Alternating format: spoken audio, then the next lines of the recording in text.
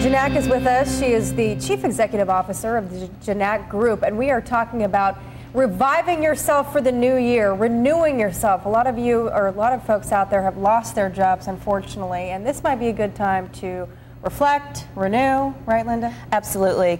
As you know, the economy is in a dire state, and so people who are out of work are asking themselves, well, what can I do with the current skill set that I have in order to start the new year off with a bang? And what I'm hearing a lot is some people are worried that their job's not going to come around again, the field that they were in or the industry. Right. So what I tell them is figure out how you can take stock of your skills. Okay.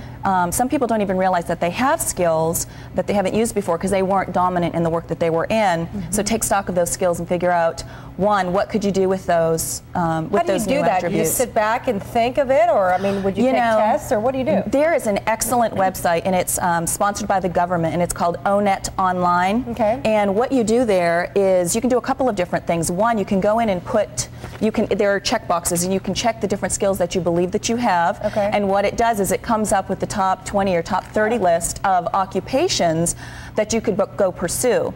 Then once you get that top list, you can compare your skills to those, and it also shows what occupations are in demand.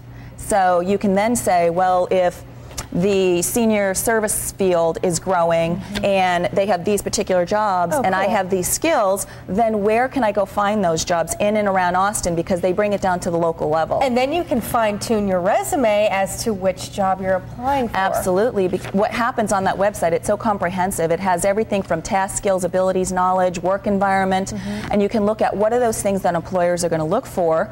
You use some of those keywords to figure out what themes do you need in your resume, then you can go update your resume with those skills. That's great. So this is a good time to update the resume, right? It's a great time to update a resume. And even for those people who are currently employed, it's a good time for them also to figure out how can I add more value in my current workplace so that I can remain a valuable contributor in the organization when you have to do a lot of job sharing, role sharing within the company. But for a lot of people, they're looking at the economy, they're looking at the state of things, thinking, how am I going to get a job when so many people are being laid off? Is this really a good time to be looking for a job? I think it's always a good time to look for a job. As I said, there are some key industries that are still growing. Right, let's talk about those. Yeah. The first one, accounting.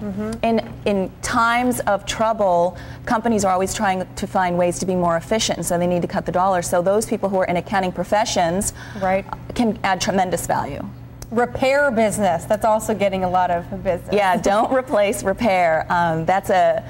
It can be anything from air conditioning to your car, to the landscaping business. A lot of people are going out and wanting to do it themselves, so if they have equipment, they're going to have to get it repaired. Electronics, instead of getting a new Xbox 360, people are going to repair the old ones just in case they're a little bit used. Working again, okay. Yes. You say senior services. That business is really booming too. It is. Geriatric services, those who are serving the aging population in a variety of areas, from nonprofit to healthcare, even some entertainment. Those baby boomers are getting in there, right? Yes, which is another industry with the entertainment. What we tend to see, and we saw this many, many years ago in the Great Depression, was that the movie business, people tend to go to the movies a lot more or find some form of escapism to drown out some of the fears that they're experiencing. So instead of going on vacation, they're going to the movies. That's right. Linda, thank you so much. We appreciate it. And if you'd like more on the ONET Center or the Ginac Group, you can log on to myfoxaustin.com and click on Featured Links.